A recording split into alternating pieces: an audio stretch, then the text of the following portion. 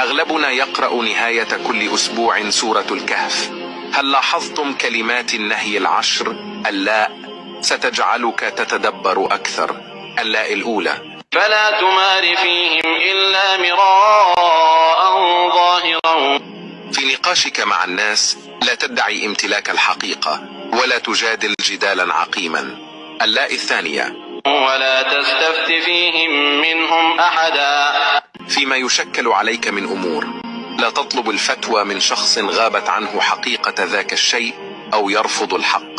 اللاء الثالثة: ولا تقولن لشيء إني فاعل ذلك غدا إلا أن يشاء الله. وأنت تخطط لا توعد نفسك أو غيرك بعمل شيء في المستقبل دون أن تعلق الأمر على مشيئة الله.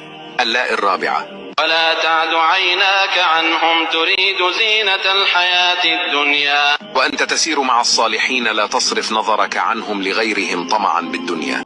اللاء الخامسة: ولا تطع من أغفلنا قلبه عن ذكرنا واتبع هواه وكان أمره فرطا. خفف من كل شيء لا يقربك إلى الله لأنه يشغلك.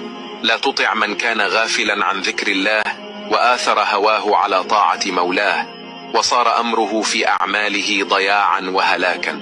اللاء السادسة: قال فإن اتبعتني فلا تسألني عن شيء حتى أحدث لك منه ذكرا. في ممارستك لفضولك المعرفي لا تستعجل بالسؤال قبل أن تستكمل لك تفاصيله. اللاء السابعة: قال لا تؤاخذني بما نسيت. تذكر أنهم بشر فلا تحاسبهم على نسيانهم أو ما استكرهوا عليه. اللاء الثامنة: ولا ترهقني من أمري عسرا.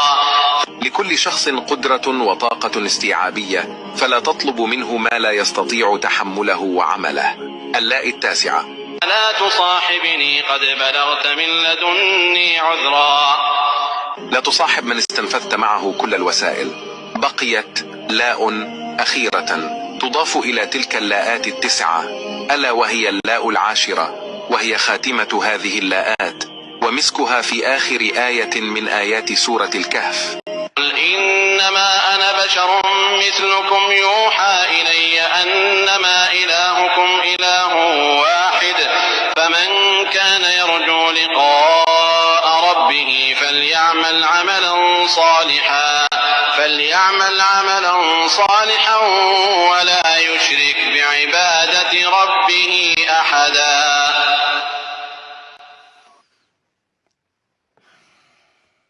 فإن اللاء العاشرة جاءت وخصت علاقة عمل المؤمن بمدى إخلاصه لربه لتشترط قبول العمل الصالح بألا يراد به إلا وجه الله وحده لا شريك له. تقبل الله أعمالنا ورزقنا وإياكم حسن التدبر في آيات القرآن والعمل به.